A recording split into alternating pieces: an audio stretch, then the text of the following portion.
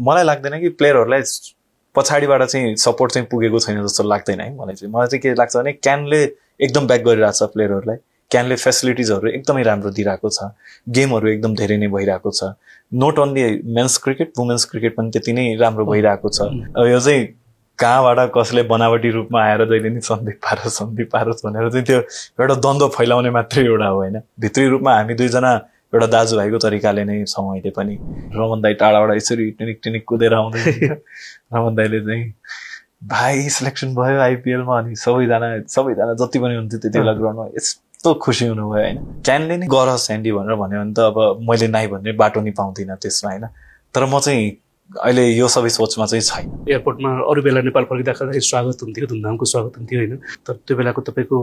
जुन नेपाल फर्किनु भयो तपाईँको हातमा हतकडी लाग्यो होइन त्यो त साह्रै नमिठो सेट थियो तपाईँको समर्थकहरूको लागि तपाईँले त्योभन्दा अगाडि एक्सपेक्ट गर्नुभएको थियो मलाई यसरी चाहिँ हतकडी नै लगाइदिन्छन् भन्ने त्यो अनुमान थियो अब उहाँहरूले चाहिँ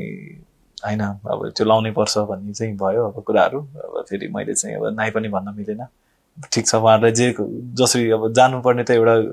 ठाउँ त्यही नै थियो त्यति बेलाको लागि अब जसरी लिएर गएँ नि अब त्यति बेलामा त अर्धमृत अवस्थामै थिएँ म एकजना होइन दुईजनाकै गोपनीयता राख्नु जरुरी हुन्छ जस्तो लाग्छ होइन लेट दि कानुनलाई त्यो आफ्नो तरिकाले काम गर्न दिने होइन हिजोसम्म मलाई नराम्रो भन्थे आज जसले माथि केस लाउनु हो उहाँलाई चाहिँ नराम्रो भन्छ सबैजनाले होइन त्यो चाहिँ नराम्रो हुन्छ कि जहिले पनि कसैको लागि पनि जिल्ला अदालतले आफूलाई जे ठिक लागेको थियो उहाँहरूले गर्नुभयो उच्च अदालत जे ठिक लागेको थियो उहाँहरूले गर्नुभयो सर्वोच्च अदालतले जे ठिक लाग्यो त्यो चाहिँ उहाँहरूले गर्नुभयो सो अब मेरो सम्मान चाहिँ सबैप्रति छ सबै मानिसप्रति छ यो देशको जनताप्रति छ यो देशको कानुनप्रति छ यो देशको हरेक मान्छे जो चाहिँ बाँच्न चाहन्छ बाँच्ने रहर छ केही कार्य गर्ने रहर छ आफूलाई चाहिँ एउटा जुन स्वतन्त्र भएर अगाडि बढ्ने रहर छ सम्पूर्णप्रति एउटा सम्मान चाहिँ जहिले पनि छ मलाई